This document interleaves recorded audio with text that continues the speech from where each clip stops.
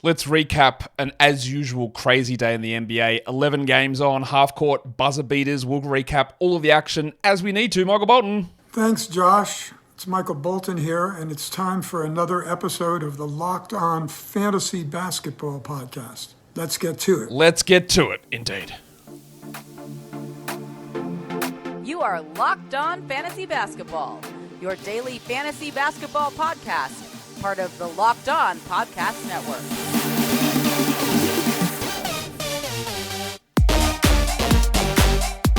Hello and welcome to the Locked On Fantasy Basketball Podcast, brought to you by Basketball Monster. My name is Josh Lloyd, and I'm going to be introducing surge pricing on this podcast. I'm also the lead fantasy analyst at basketballmonster.com. And you can find me on Twitter, as always, at redrock_bball, on TikTok at redrock_bball, and on Instagram at LockedOnFantasyBasketball. Today's episode is brought to you by FanDuel. Make every moment more. Right now, new customers get $150 in bonus bets with any winning $5 bet. That's $150 if your bet wins. Visit FanDuel.com/LockedOn to get started. Thank you also for making Locked On Fantasy Basketball your first listen every day. We are free, and we are available on all platforms. Double bang it. Audio, we're back in town. You can watch the video, you can thumb it up, you can subscribe, you can ring the notification bell just in case, because people do take those things I say at the start of the show seriously. There's no surge pricing. As I said, this is free and available on all platforms. It's a joke. Wendy's, surge pricing. How do you surge price a hamburger? I don't know. I've never eaten at Wendy's. Don't think I ever will. But there you go. Surge pricing. We're in. All right, let's talk NBA. There's a lot on. There's 11 games on Tuesday. So let's get stuck into that. Let's take a crack. What do we need to look at? Let's start with some news. And we did have the news that Alexei Pokusevski will be signing in Charlotte. No, I don't think you need to add him in 12-team leagues. Maybe there'll be a time when he has some value, but Nick Richards is going to start. Grant Williams is going to play. Miles Bridges is going to play. Maybe he takes Davis Bertans minutes, but that doesn't matter.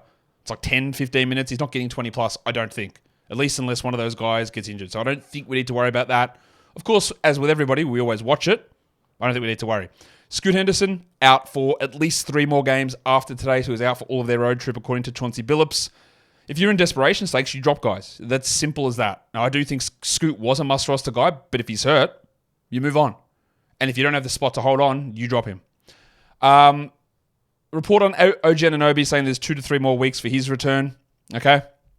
Had that elbow surgery. We hope to be back a little bit earlier than this. This helps preserve the value of Hart and of Achua and those sort of a player. But we'll see exactly. We don't have an update on Randall yet either, and that'll give us more clarity on all of that. And then Woj said that there was an update on a return for Joel Embiid, and they said they're hoping late March, which is basically what we'd been thinking anyway. At the moment, on Basketball Monster, we've got him projected, I think, the 27th or 26th of March to return, which is after a lot of fantasy leagues have finished. And when he comes back, the focus is on the playoffs. He's going to be not playing every game. He's going to play limited minutes, I would guess, and ramp back up. Now, you can see in your own situation whether that's worth holding, whether that's worth rostering, worth stashing, whatever. But I don't think we're getting him back at full strength at any time before the playoffs, really. So that's up to you what you want to do with that and how that impacts you in your own league. But for my leagues that end March 24th, I don't think that's anything worth it there. If you end March 31st, probably not worth it unless you're holding him in an open IL slot. April 7th, we're getting maybe interested there. April 14th, yep, I can see that, but it is going to be very sporadic. So it's 2 games a week, 3 games a week of Embiid. It's probably 3 games a week of Embiid. Is that worth it? It probably is. But is 20 minutes of Embiid 3 nights a week, 60 minutes total, is that worth it? It probably is as well. But we also don't know that he's going to get that. So it does make it, and we also don't know that he's going to be back on that date. That is just the targeted return time for that at this moment. If we look at the waiver wire and the trends and who's being added and who's being dropped, we'll start with the most added players. Number 1 is Benedict Mathurin, up 21%, because yesterday he was the monstrous line of the night. It was great. I don't know whether Aaron Nesmith's going to return tomorrow, but Mathurin's got some value. We don't want to trust it, but it's okay to have him. Cody Martin up 10%. He's been putting up some good defensive numbers, okay assist numbers. If LaMelo Ball ever returns, then Martin will probably lose value, but I get it. It's okay. Leaky Beasley up 10%. Awesome stream guy for points and threes, and that's about it. Lou Dort playing well, up 6%. Karis LeVert up 6%. Totally okay. But Dort, Beasley, LeVert, even Martin, they're just streaming sort of guys that you can easily drop. The last one there is Kelly Olynyk up 6%. Jakob Poeltl is only questionable for tomorrow's game, so maybe Poeltl doesn't miss a single game. But I think adding Olynyk to see what happened with Poeltl and to see whether he does miss or not is definitely worth it, because the upside of Olynyk is way higher than Levert or Dort or Beasley or Martin. And if he played 28 a night for 2 games, it's 100% worth it. So yes, I think that does make a lot of sense to go and add Kelly Olynyk. The most dropped guys. People react very, very harshly to one bad game. I understand it, but it happens. And also, much like when I say when you add someone, you don't get credit for that game they just had. When you drop someone, you don't get to erase the bad game off your ledger. And GG Jackson's the most dropped player. If you were in a position where you were just holding GG Jackson and you had him anyway, you should have known that that sort of game was possible.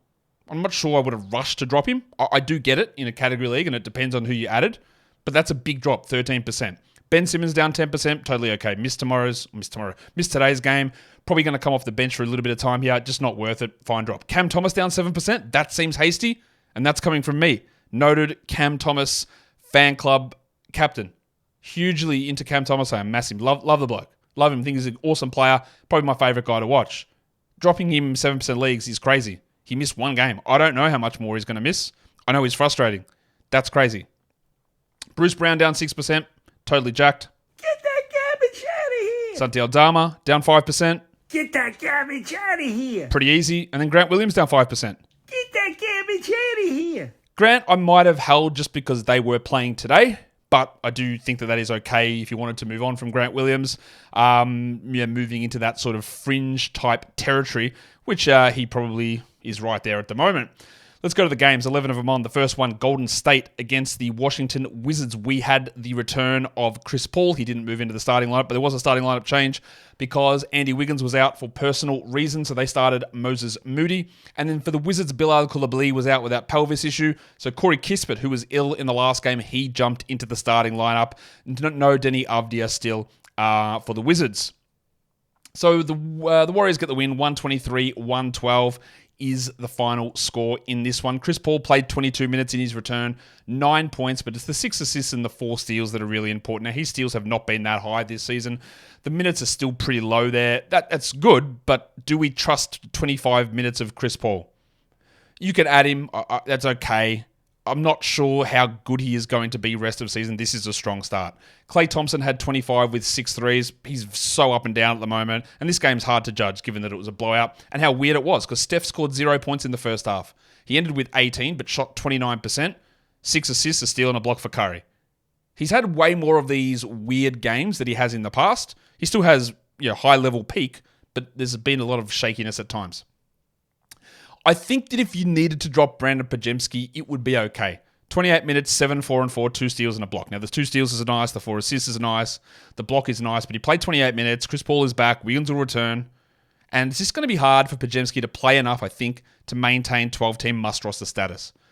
More importantly, I don't know if it's more important, but it's there. John Kuminga, the bucket, he had 21, 6, and 5 in 28 minutes. Now, it's a very empty 21, 6, and 5. It's a Sabonis special with no threes, no steals, no blocks.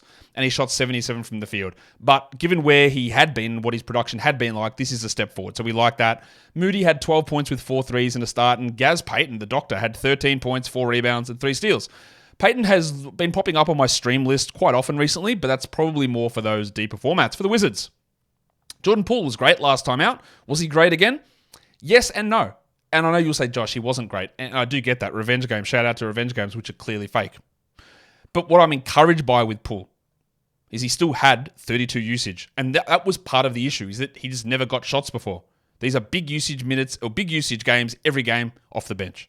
Now, he only scored 12 points because he hit 29% of his shots, which is horrific.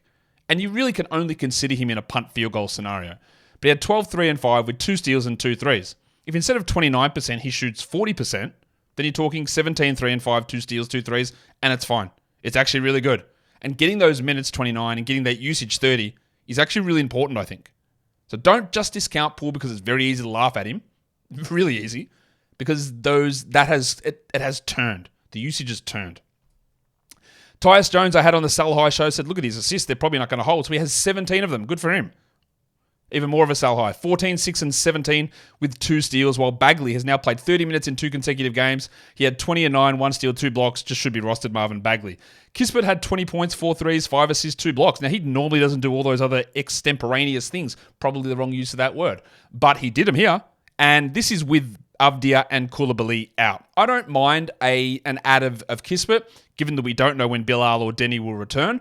And I do think he'll get some extra opportunities down the stretch. Kuzma had 27 and 12. Good percentages, which is not what you usually get, while Shamet had 16 with 3 threes. Very empty otherwise. He is only a deeper league guy who will obviously lose out much more when those other players do end up returning. Today's episode is brought to you by our sponsor, BetterHelp. Sometimes you just need to get something off your chest, big or small. There are certain things that can really start to get to you in your life. Might it be the performance of your favorite sports team, or the referees in favorite sports team's said game? Might be anything. And sometimes just getting it out to an unbiased person in your life can really help you. Help you get that thing off your chest and help you deal with some of the other problems that you might have, or translate some of those skills across. Therapy can be different for everyone. Most of us have bigger problems than our favorite sports teams, and it's important to be able to get things off your chest every once in a while. So if you're thinking of starting therapy, give BetterHelp a try. It's entirely online, designed to be flexible and suited to your schedule. Visit betterhelp.com/lockedonnba to get 10% off your first month. That is BetterHelp, HELP.com/lockedonnba. Today's episode is also brought to you by Stitch Fix. You know that feeling, the instant confidence boost you get when you look in the mirror and you're looking schmick and you're looking fantastic. Whew, I'm looking good, right? You feel good. You look good, you feel good. That's a common phrase. People say that. I'm sure they do. Well, you get that with Stitch Fix. You can easily upgrade your wardrobe this year with a professional stylist that helps you find new, on-trend favorites that will work for you. My stylist always gets the right pieces, and the fit for them is on point because you tell them your style preferences, you tell them your size preferences, you tell them your budget preferences, and they put all that into a box, 5 different pieces, send it out to you. And if you don't like them, if they don't fit, exchanges, shipping, and returns are always free. It's not a subscription thing where it comes every month. You just tell them when you want the box sent. They go and do their business. Well, not do their business, but they do their work, and they put it into the box, and they send it out. Imagine they did their business and send it in a box to you. Well, that wouldn't be a very good product. But Stitch Fix is a good product. Style that makes you feel as good as you look. Get started today at stitchfix.com/lockedon. That is stitchfix.com/lockedon. stitchfix.com/lockedon. All right, 1 game done, 10 more to go. Let's get into those ones right now. The next one is Dallas and Cleveland, with a wild ending to this one. The Cavs win at 121-119, the final score on a Max Strus buzzer beater from beyond half court. You don't see many of those. In fact, you never see any of those, really. Great game. Just a fantastic end to a game. For the Mavs, let's talk about them. Let's talk Luka quickly. 45, 9, 14, 3 steals. An insane game again. He's putting up ridiculous numbers. He's playing 40 minutes a night, just consistently. That 2-game playoff week is going to hurt, but the production's awesome. Kyrie Irving, 30 and 6, with 5 threes, with a steal and a block. He was great as well. And then it's just a bunch of mid. Derek Lively, 22 minutes, 9 and 6 with 2 blocks. Get that garbage out of here! Dan Gafford was terrible. 7 minutes, 4 points, 2 rebounds. Get that garbage out of here! Now, pretty weird to me to give up a first-round pick to get a 7-minute backup center, but that's what they did. We can drop him, very comfortably. Maxi Kleber played 27 minutes. He had 4 and 7. And Paul Washington had 11 and 2 with 3 steals and a block. PJ is a streaming guy for 12s and not a must-roster player. Same with Josh Green, who had 7 points and 4 steals. And 2 locker room trips, which he returned from both. I think we can also jack Tim Hardaway. Get that garbage out of here! 4 points in 26 minutes, but more importantly, just 5 shots. And while Kyrie and Green and Doncic are all there, it's hard to see Hardaway doing enough to be considered a must-roster player. For the Cavs, Mitchell, 31, 7 and 6 with 7 threes, really strong. Darius Garland, probably wouldn't use the same words to describe his performance, 8 points in 32 minutes. He shot 20%. He still had the 7 assists, but man, this is a really poor run from Garland. He has obviously been much better playing without Mitchell, but in the past he's had success playing with Mitchell. So I'm not going to say that it's all to do with that. He's just in a real funk. He's had a lot of those face injuries this season, and he just doesn't seem right. He couldn't even hit his free throws. There is definitely a buy low here. Do not drop him. Evan Mobley, you'll also be a little bit frustrated with him. Only 28 minutes, 12, 9, and 7. A couple of reasons. The Mavericks just went small. They were playing small lineups with only Kleber out there, so the Cavs didn't go too big there. But also, he's coming off knee surgery. Remember that. And this is the first game of a back-to-back. So they kept him down at 28 minutes here. I don't think we need to be too worried. Jarrett Allen had 19 and 9 there, while the winner soldier, 21 points, but only 26 minutes. Obviously, he hit the game winner. He hit 7 threes overall, Max Strus. But in 26 minutes, I'm not really entrusting Strus to be a must-roster player. He's fine if you've got him. This is a great game. 21, 4 and 4 with 2 blocks. That's great. But as an ongoing thing in 26 minutes, I don't think I'd trust that really at all. As for Karis LeVert, 11, 4 and 6 in 28 minutes. That's fine to be streamed, and that is it. Well, they took Sam Merrill out of the rotation, and they gave all of his minutes to Isaac Okoro. 9, 6, and 5 for Okoro. Cool. Don't think it means a huge amount, or to most of us in fantasy leagues, doesn't really do much. The next game that we take a look at was an absolute stomping. The Orlando Magic beat the Brooklyn Nets, and they beat them, all right. We saw that the Nets were without Ben Simmons. They're also without Cam Thomas, and they replaced Cam Thomas with Cam Johnson. But the Magic were also without Paulo Banchero. Goga Bitadze started the last game in place of Banchero. They took him out of the lineup, and they put Caleb Houston into the starting lineup. And then we also had Gary Harris returning, and he moved into the starting lineup as well, replacing Mr. Black. So still no Banchero, who's now missed 2 games in a row with that illness for the Orlando Magic. 108 Orlando, 81 Brooklyn. I've said this many times. This Nets team has made so many missteps. Banking that Mikal Bridges is your number one build-around franchise player is insane. It was insane at the time. It was insane last season at the trade deadline. It was insane over the offseason. It is insane now. It's ridiculous that you would reject those picks. You would reject getting an opportunity to have a look at Jalen Green, who I don't think is very good. But Jalen Green at 4 first, including your own one, so you can tank and actually get a good pick. Insane. Ridiculous general managing. Bridges is a good player. This is not him. 4 points for Mikal in 29 minutes on 14% with 2 rebounds. Now, something definitely stinks with this team. Things are completely off. He's not this bad. Even in this role, he's not this bad. But this is a massive disaster for the Nets, but also for Bridges and his fantasy value. He still is a buy low because they've got 5 games next week. But man, it's terrible. Cam Johnson had 9 points in 29 minutes. He also doesn't look great. But given that it is 5 games next week and we don't know how long Thomas is out, then I'm okay with having a look at him. While Schroeder had 15 points in 25 minutes with 3 steals. I think he might start over Simmons as we move forward, but I don't know. I would also say that Kevin Ollie seems like a terrible head coach at this early stage. It's very early, but I've seen nothing positive so far.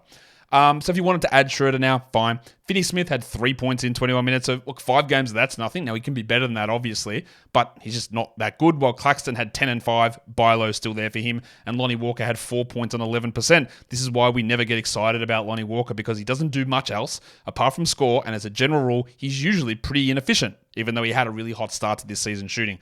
We had 23 minutes for Jalen Wilson, who's been inexplicably taken out of the rotation, and I'd imagine if Thomas and Simmons return, he'll go back out of the rotation again.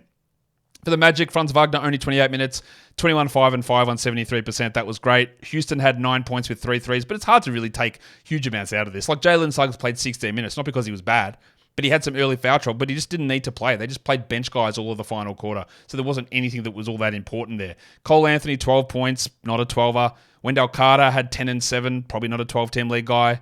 Markel Fultz played 24 minutes. He had 12 and 3, which is okay, but I don't think we need to roster him in 12-team leagues. We can adjust that if things start to improve later on. But just a really it's a bludgeoning from the Magic, and yeah, really disappointing stuff again from the Nets, who could very comfortably tumble. Them, the Hawks, are fighting to see who can get out of the play-in and not upwards.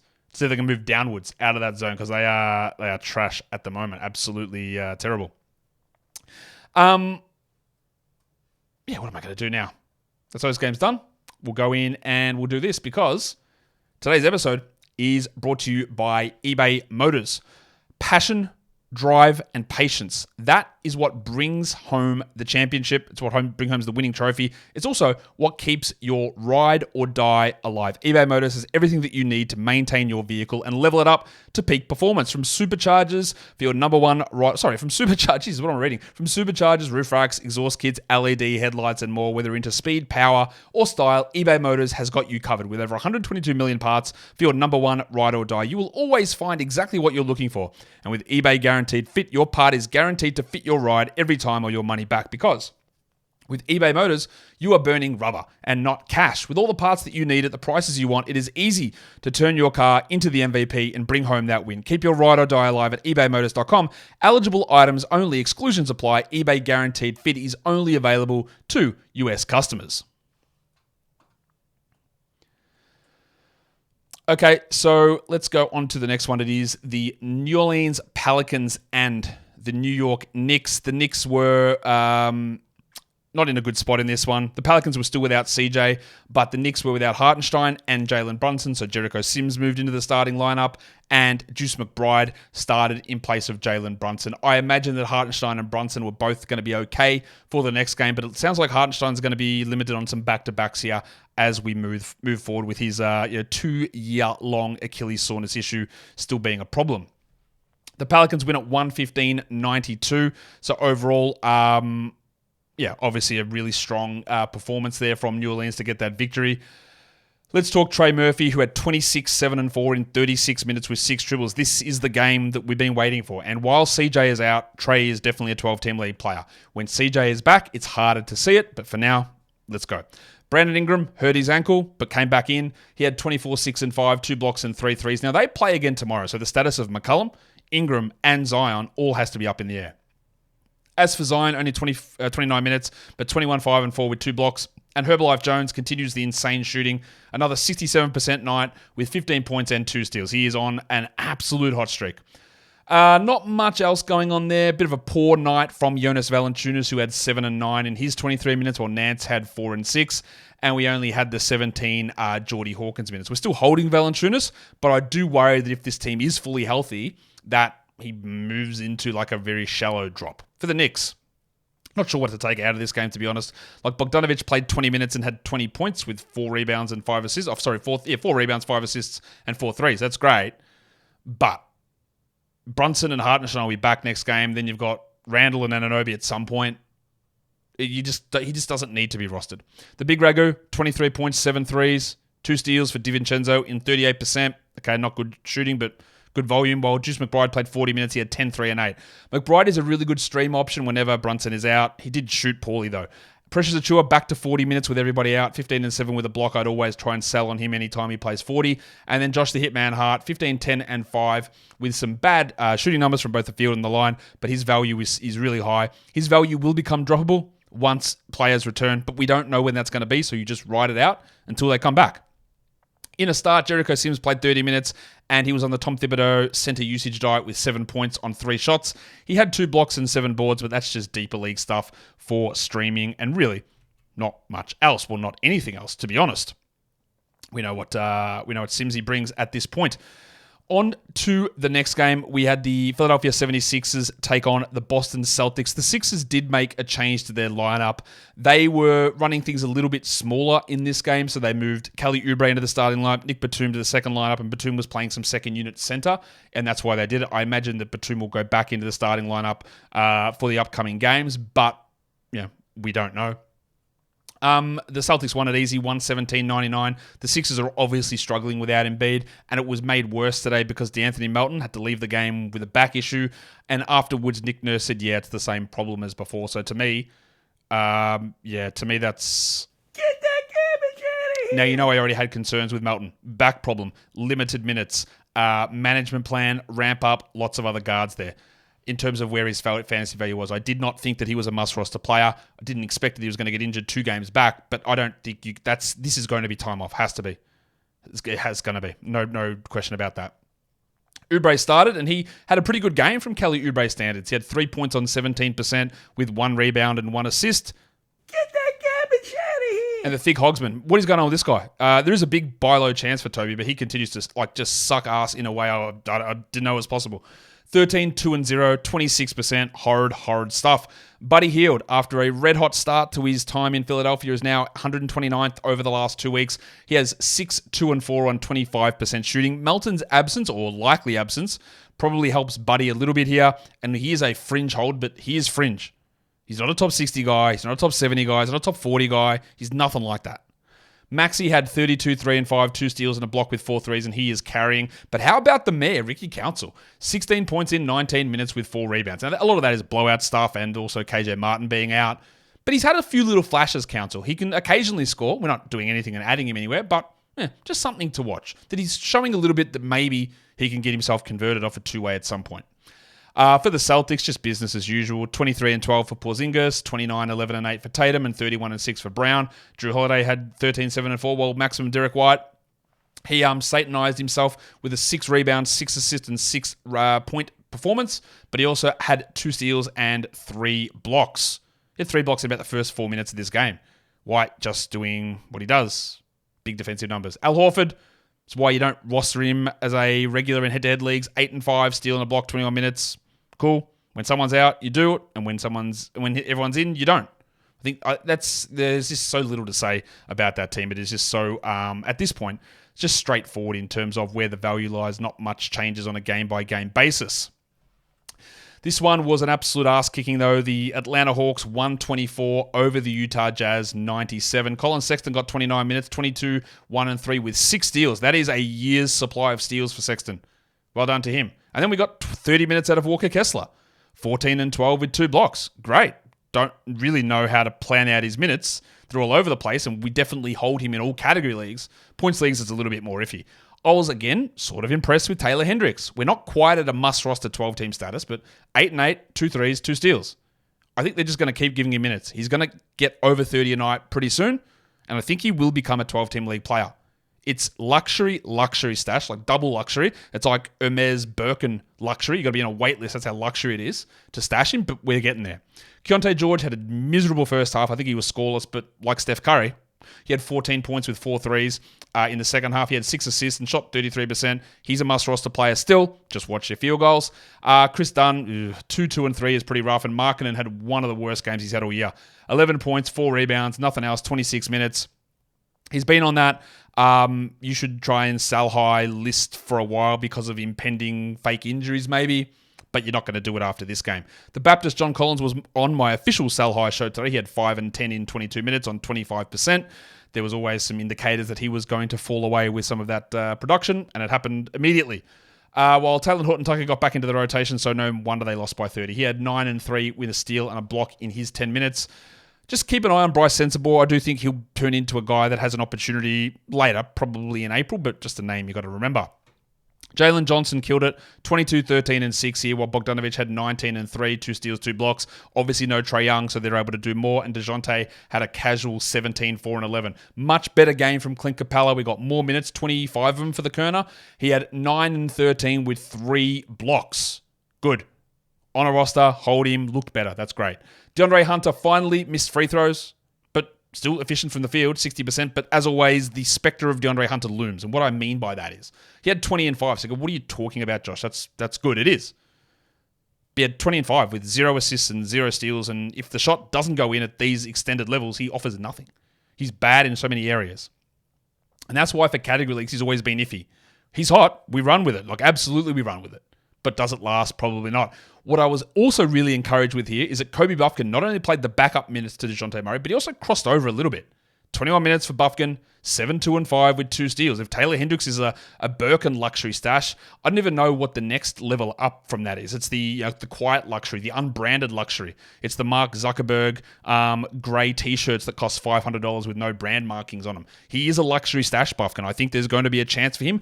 The Hawks, though, will need to sort of either rule Trae out for the rest of the season, cop another injury, or just pack it in and not worry about the play-in. But that is encouraging to see him getting these minutes and pushing into a larger role. So we do keep just a close eye on that for the big fella, Kobe Buffkin. We'll see where it goes. In the end, it probably doesn't go anywhere, but it's trending. It's trending in the right direction. We like that. The next game that we take a look at is the Charlotte Hornets and the Milwaukee Bucks.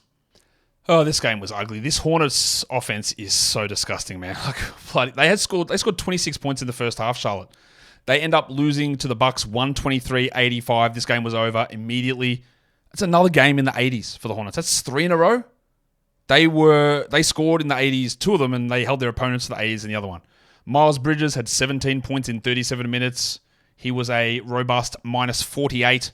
Brandon Miller, 14, 2 and 2 in 33 minutes. Always remember when rookies go on these huge efficiency runs, and everyone talks them up, And, should Brandon Miller be in the conversation for Rookie of the Year? Just remember that those same accounts are always silent when he slides away.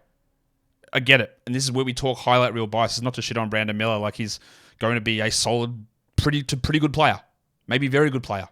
But the hype is very important to pay attention to and to where it occurs. Because once you see something for 3 games, it's hard to be like, well, of course he can do it. Of course he's doing that. He will just keep doing it. When likely they won't. Big Dick Nick had 6 and 7 in 20 minutes. Trey Mann, nice game from Trey Mann, apart from the 40% from the line. But he had 16, 4 and 3 with 2 steals and 2 threes and played 33 minutes. And Cody Martin had the 7 assists but shot 14%. He's still streamable, Cody. Trey Mann is still a 12-team league guy, but I think we can be okay dropping Grant Williams. Get that garbage out of here. And Vasily Micic had 2 points in 17 minutes with 3 assists. He's a deeper league guy. He's not troubling 12-teamers at this point, Micic. Not much else going on here. 12 points for Bertans in 15 minutes with 4 threes, and Seth Curry had 8, 4, and 4. And I could see Poku getting some of those Bertans minutes, but remember also that this game was just so... The fact that Miles Bridges played 37 minutes in a 40-point game and was a minus 48, I don't know about that, mate. I don't know about that, Cliff.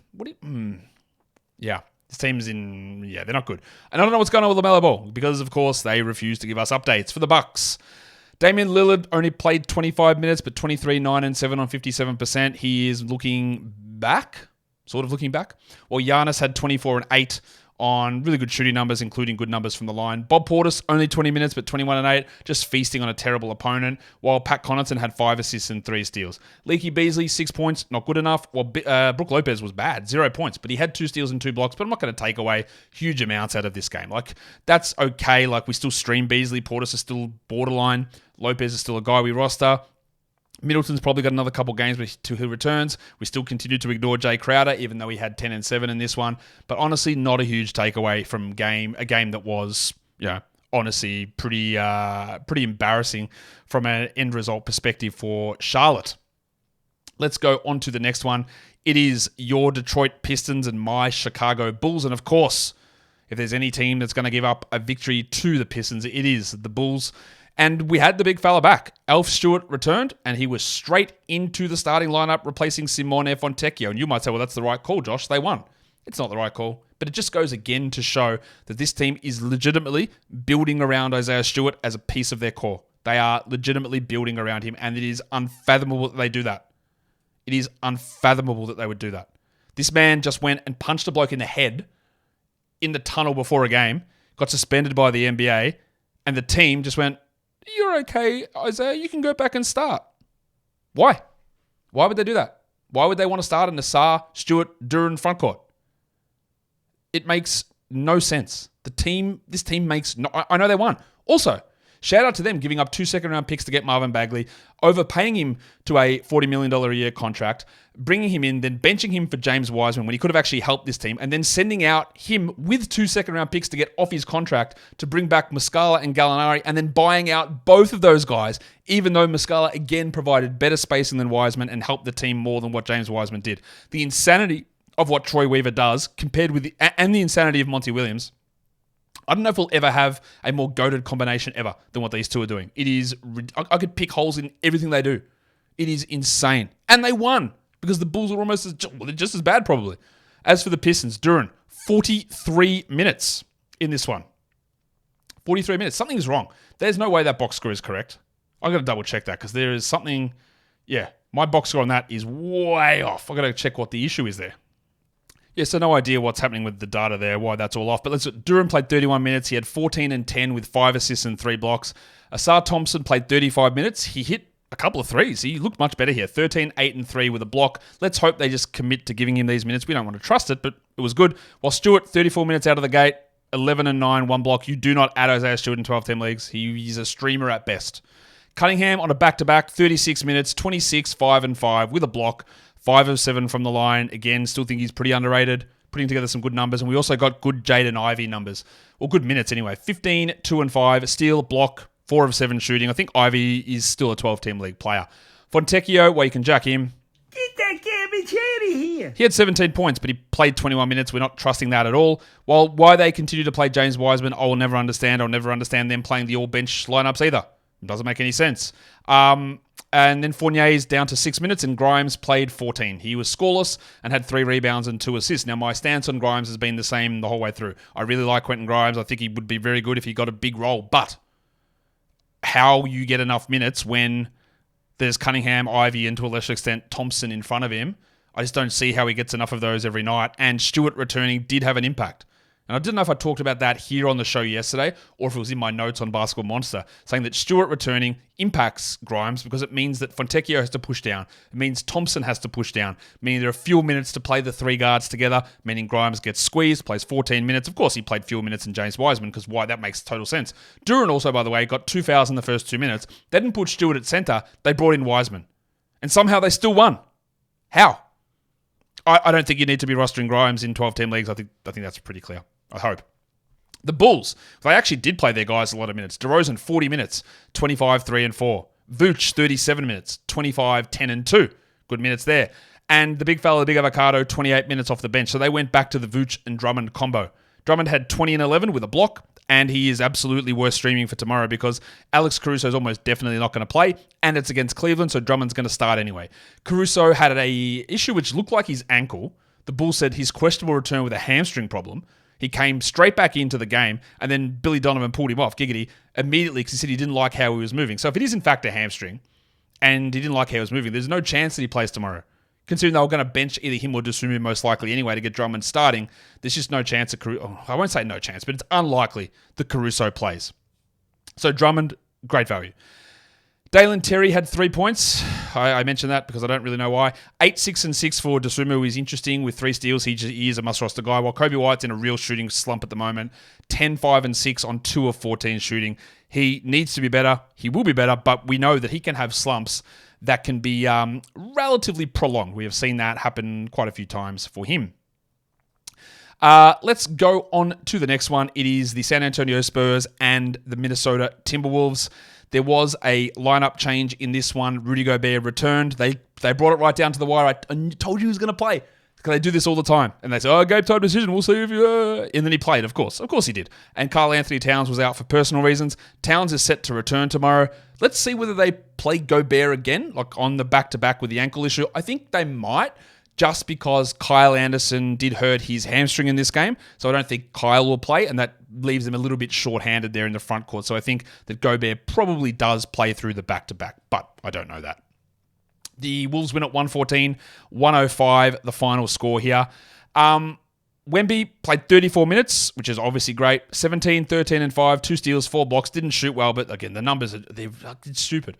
And he got pulled a minute into the third quarter. Pops took him and Sohan out and said, nah, something's going wrong here. Now, Wemby came back in. Sohan did not. Sohan had 1 assist in 16 minutes, and that's it. Get that garbage out of here. We thought he was doing some good stuff after the break, and now 2 absolute disgusting games in a row. Move on. The Horse, who was the guy that was benched last game, played 4 minutes, Keldon Johnson, and now he played 34. All right, cool. I can't figure that out. 20 and 6, 4 assists, 5 threes. Good bounce back, still shot poorly. Don't think we need to roster him in 12-team category leagues. Points leagues, I get it. You can. Trey Jones, 11, 8, and 6 on 100% shooting, and Devin Vassell played 39 minutes, 21, 6, and 6. Now I'm doubting all these minutes because these box scores sometimes can get jacked up, so I'm just going to double check that I'm not out here telling you wrong information. Because, there's been so many weird stat correction things all season on the NBA. No, we're good with that. Vassell, 21, 6, and 6 with 3 steals in 39 minutes. He's really starting to establish himself with a higher level of consistency at the moment. Osman played 22 minutes. That seems unnecessary. While Branham had 12 points in 21. So Malachi is stepping up a little bit here. For the Wolves, Anthony Edwards hurt his ankle. He looked bad. He got help to the locker room, and he just came back out after halftime, and he was fine. He said he's going to play tomorrow. We'll see whether it swells up, but that's incredible recovery. 34, 5, and 5, 4 steals and a block for Edwards, while the Wizard of Noz stepped up. He's been bad for most of the season. He was great here. 22 and 6, 3 steals and a block. Stream him in for tomorrow if one of Gobert or Towns are out, and that's cool.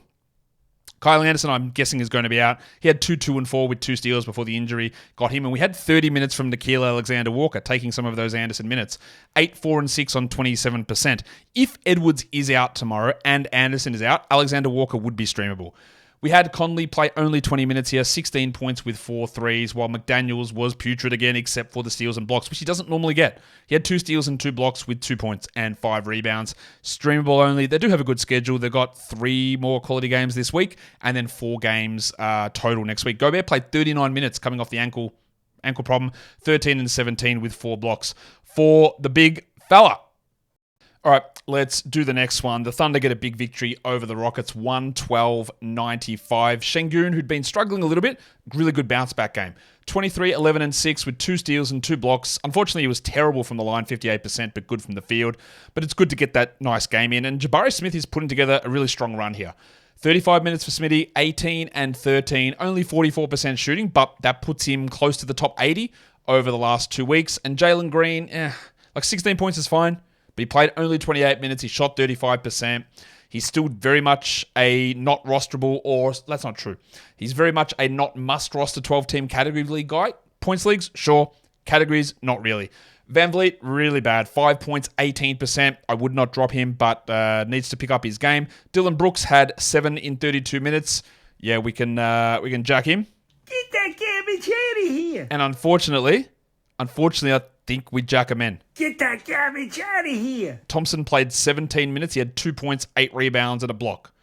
I got hoodwinked. I got bamboozled. I got led astray by Ime Udoka because I had these doubts the whole way through. I didn't think Udoka was going to play him enough. But then the first game, after Fred VanVleet returned, he got 28 minutes and we had Jalen Green bench. I went, all right, he realizes that a man needs to play more. But no. He's benched him now again and limited minutes, and that makes it really tough to hold. We got 9 points out of Cam Whitmore, also definitely not a 12-team league player. There's just not enough minutes or shots for that to be anything more than a deeper league stream, yet he's still rostered in like 28% of 12-team leagues. Yeah, the Amen one becomes interesting. I do think it's a drop, but, it could easily jump back into 30 minutes because they bench somebody else, but it's just not going to be there every night, it doesn't seem. For the Thunder, the Bronco had 24, 5, and 5. He Richie Benoed as well. 2 threes, 2 steals, 2 blocks, Jalen Williams, and he shot well. Awesome game from him. And Chet Holmgren continues his massive streak. He is top 10 over the last 2 weeks. He had 18 and 13 with 3 blocks, and Shea had 31 and 8. Just big numbers from all of those guys. Josh Giddey, limited minutes, but good numbers. 14, 7, and 4, but only 20 minutes. I find it hard to feel confident about getting Giddey into the lineup if he's only playing 20. That's just not enough to me. Well, there we had it. Lou Dort, he's back in business. 3 points, 11%. Get that garbage out of here. Dylan Brooks and Lou Dort had a Brooks-Dort off, and we were all losers. Wow, there you go. Gordie Hayward had 5 points in 19 minutes. We're jacking him. Get that garbage out of here. And that's probably all there is, I think, to say about the Thunder. Yeah, not a lot else that we need to talk about there. The final game of the day was the Miami Heat, whose lineup is completely different to what it was yesterday, so there were some changes to their starting group. They went to Portland to take on the Blazers. Jimmy Butler returned. Jaime Jaquez went to the bench. Terry Rozier returned. And DeLon Wright moved to the bench. And we also had a third change to the lineup because Little Chungus returned, Nikola Jovic, and that pushed Caleb Martin to the bench. So everything that we saw yesterday just had no real chance of being able to stick given the amount of players returning. And then there's still Tyler Hero that's going to come back at some point, probably in the next game as well. The Heat get the win 106-96 overall. Jim Butler is putting up some really big numbers at the moment. 22, 4, and 9, 4 steals and 2 blocks. Obviously, he's been bad most of this season, but turning on some really strong numbers here. And there is a narrative that Jimmy Butler turns up and puts up big numbers at the end of the season. In the past, Jimmy Butler's been bad for fantasy playoffs. He's always been good early on, and then he would get hurt through February and March. So the narrative changes really quickly. So just remember that. Yes, this is really good from Butler, but in the past, he would sit multiple games in February and March because he would go too hard too early. But it's flipped a little bit now. They did keep Duncan Robinson starting. Now, that won't happen when Hero returns, but he had 17, 3, and 3 with 4 threes. That's useful enough to stream until we get Hero back. While Rozier had 19, 4, and 4. He blocked 2 shots. He had 2 threes. We still roster him. Not a good game from Adebayo. Like, it was fine, 13 and 9, but really bad from the line. While Jovic had 8 points in 15 minutes, and he's a spot starter at best. With Butler back, Jaime Jaquez moves back into the jack zone. Get that garbage out of here. The hottest 100 had 7, 3, and 4 in 29 minutes. Caleb Barton had 8 points in 27 minutes. And DeLon Wright had 2 points in 17 minutes. So those 3 guys who put up good numbers yesterday, they're nowhere near 12-team league guys anymore. That was always a likelihood to happen. Well, Haywood Highsmith barely in the rotation, getting 6 minutes. For the Blazers, 40 minutes from Jeremy Grant. 23, 77, and 6, 3 steals, good numbers. Sell high if you can. DeAndre Ayton hurt his hand in the first half, did not return in the second half. He was working on a pretty good game, 12 and 10, but is this what they need to be able to sit him down for an extended time? Look, I wouldn't be shocked if it's totally fine and he's ready to go next game, or if they come out and say, sprained wrist ligaments, 2 months. I wouldn't be shocked. They said it was a hand sprain, so hand ligaments or whatever. The guy that I would look to is probably Dwight Breath. This game wouldn't indicate that. He had 0 points in 13 minutes and missed all 4 of his shots, but he's most likely going to be that guy. And Jabari Walker would also get a boost. It was a good volume game from Anthony Simons. Red had 26 points in his 41 minutes, but 39% shooting, no steals, no blocks, 4 assists. Continues to be really a Northwest Jalen Green at this point. He scores, he's getting a lot of minutes, but there's not much else coming from him. I still think we want to roster him, but he's been a pretty significant disappointment. A very good game from Tamani Kamara, 17 and 10 in 32 minutes. I don't really trust that anywhere close to long term, while Matisse Thybulle got 2 steals and a block. Kamara's probably going to be a stream guy later in March, but nothing really we're looking at the moment. While Chris Murray went scoreless, missed all 6 of his shots. His shooting has been horrific. He did bring 2 steals and 3 rebounds, but that's desperation stream stuff. That's deeper league stuff. And again, it's something that maybe we see happen later in the season. But let's be honest, he's not an NBA caliber starter, and they're starting him because of A, tanking, and B, injuries to someone like Scooter Henderson. That will bring us now to have a look at the streams of the day. Your 10-team stream of the day was Precious Achiuwa. He had 15, 7, and 2 with a block. That's a W. Trey Mann was the 12-team stream. He had 16, 4, and 3 with 2 steals. Bad free throws, but good line nonetheless. That's a W. The 14-team stream was Chris Dunn. Absolutely not a W. 2, 2, and 3. He was just really bad and didn't even bring a single defensive stat. While your 16-team streamer was Taylor Hendricks. 8 and 8 with 2 steals. I think that's good enough. I think he's on the 14-team radar at the moment. Your points league guys were Trey Mann. Well, there was for both. Trey Mann for Yahoo, 29.3. Trey Mann for ESPN, 29. They're pretty good fantasy streamers with those level of production. Let's take a look at the monstrous line of the night for today. I don't really think there's going to be any debate on this one. I'm sure people can debate whatever they want, but it's Luka Doncic. 45 points, 9 rebounds, and 14 assists for Luka. Your waiver wire line of the night, these are 50% rostered or below players, and we do go to game-winning legend, the Winter Soldier, Max Strus. 21 points, all from 3, 2 blocks as well. Good game off the wire for Struder. Your young gun of the night, you'll be shocked to know that it is, of course, once again, Victor Wembanyama. 17 and 13, 4 blocks, just does it every single game, basically. He's turning in ridiculous numbers, 3rd-ranked player over the last month. You don't really get this from rookies. And then the dud of the night, again, it's hard to think that this one is going to be a surprise considering the garbage that he served up. We go up to Brooklyn, and Mikal Bridges had 4 points, 2 rebounds, and 2 assists on some horrible, horrible shooting numbers. That brings us now to have a look at the top 6 players of the day. We go to the top 6 players for category leagues to start things off. And number 1 on that list is Luka Doncic. It's followed by Victor Wembanyama, ankle injury legend Anthony Edwards, Donovan Mitchell, Jalen Johnson, and Jim Butler. Your top 6 players who are under 50% rostered, number 1 was Strus, followed by Duncan Robinson. We'll see what happens when Hero returns. For now, he's okay. Andre Drummond, really good opportunity for him tomorrow. Corey Kispert, I don't mind him as an ad. There's a little bit of something floating around there. Tamani Kamara, not really buying it, nor am I buying it there with Gary Payton II. For Yahoo Points Leagues, the top 6 players today, number 1 was Doncic, followed by Edwards, Jimmy Butler, Jason Tatum, Victor Wembanyama, and the delicate dancer Alperen Şengün. So what are our overall takeaways for today? I think we're adding Drummond at least for tomorrow. So that's one I'd be prioritizing to get in for that game against the Cavs. Dennis Schroeder, maybe. With Cam Thomas still out, Ben Simmonsing.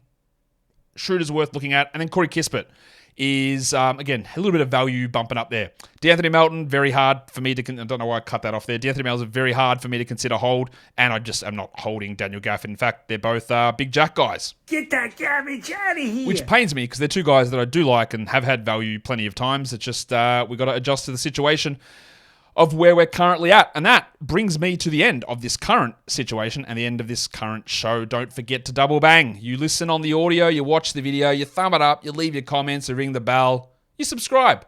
Operation 80K is still in effect. Let's see if we can hit it. Guys, we are done here. Thank you so much for listening and for watching, everyone. See ya.